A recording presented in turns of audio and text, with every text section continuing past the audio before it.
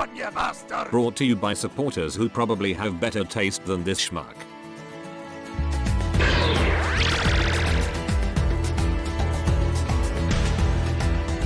There are many different types of completionism. Some people like character completionism, some people like line completionism. When it comes to Legends, my rule is that I want one of every mold. It doesn't matter which character, it doesn't matter which series, just as long as I have the mold, that's it, checked off. As such, I have sampled almost every Legion class figure that Hasbro has ever put out. There are very few on the list that I still need to get. I can probably count it on one hand, come to think of it. So I've seen a lot of what there is to see, and I can definitively say what the best figure they've put out is. It's not from Revenge of the Fallen, despite the fact that it had a lot of great figures. It's not even that modern. It's not from the Bumblebee lineup, although that does also have a bunch of great figures. It's not from Robots in Disguise, which surprised me because overall that is the best line. No, the best Legion class figure that Hasbro has ever put out is the Prime Cliffjumper mold. This thing is pure perfection at the Legion class scale. Now you might be looking at this and saying, wait,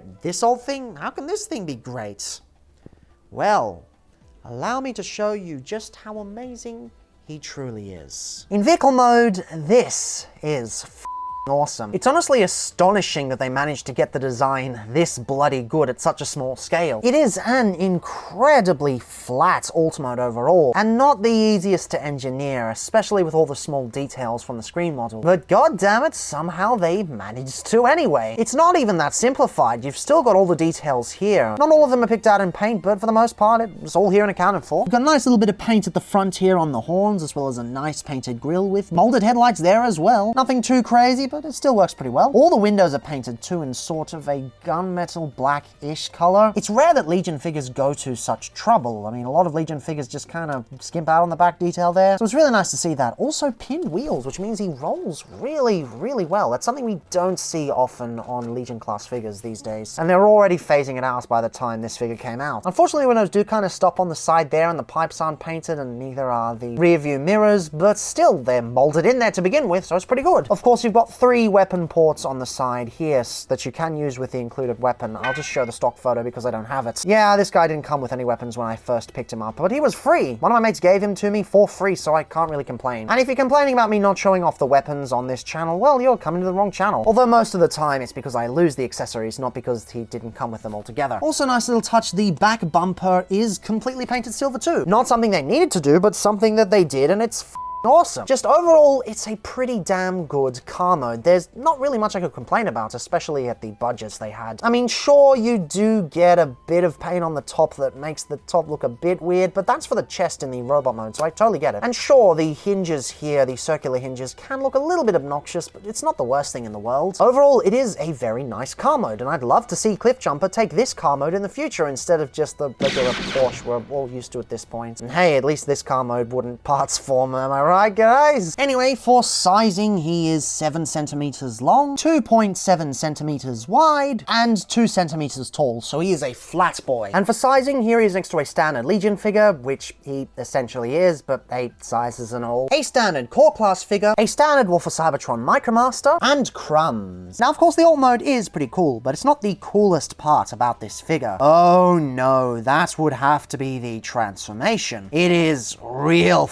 good. First thing you want to do is untab the back here so that you can start moving the legs out. Has to untab so that you get a little bit of clearance with the side panels there, and then you can bring the legs out there. But hang on, that's the head and the chest there. Why are the legs at the back there? Well, that's because this thing practically folds inside out. These separate and fold around into the torso, and you bring the legs down like that, and then they fold all the way into place. You bring the door handles around like that into feet, which is pretty clever, and then the arms rotate out like that and around like that and rotate into place to form arms. Just Jesus Christ. I have never seen a Legends figure do that before, and I certainly haven't seen one since. Just the engineering on this is top of the line. Absolutely amazing. For the size, you cannot get a better transformation. And the robot mode looks pretty good too, especially for the kind of robot he is. I mean, how many cars in this series just end up folding the legs out and having giant planks for arms? This actually has some detail to it. It's remarkable what they were able to achieve at such a scale. Of course, the head isn't the best thing on the planet. It does capture his likeness alright, but you can tell they sacrificed a few things for the size. But hey, at least they painted the eyes, they painted the face, and they even painted the horns. And of course, his chest really comes to life with that extra little splotch of paint in the middle there with some gunmetal. It's a type of paint found nowhere else on the body. It's not the same as the silver, and it's not the same as the black gunmetal kind of combo there. Completely different. You also get some robot mode exclusive paint with a bit of silver on the cuffs here. Not something they needed to do, but something I definitely appreciate. And this guy is pretty devoid of kibble. He looks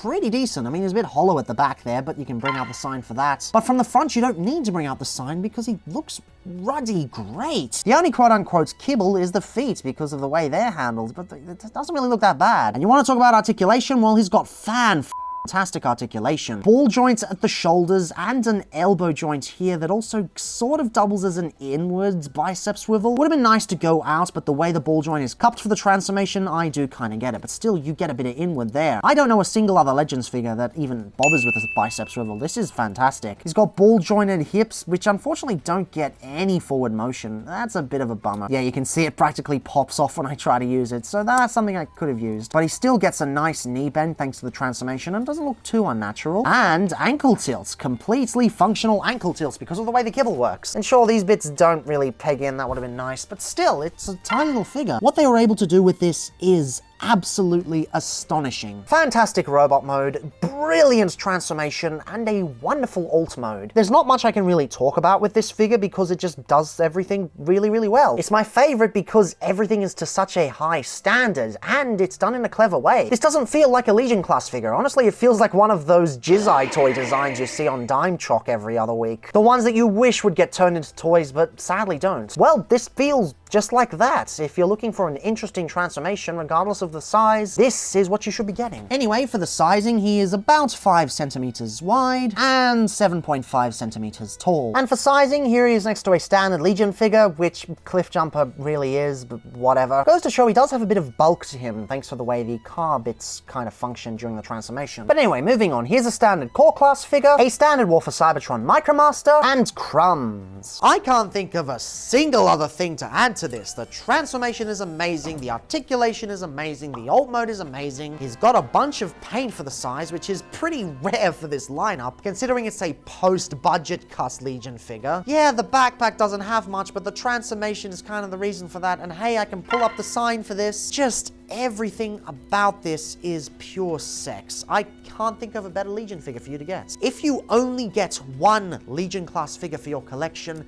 this is the one to get. It so perfectly captures why I love this scale. There is so much creativity to be found here.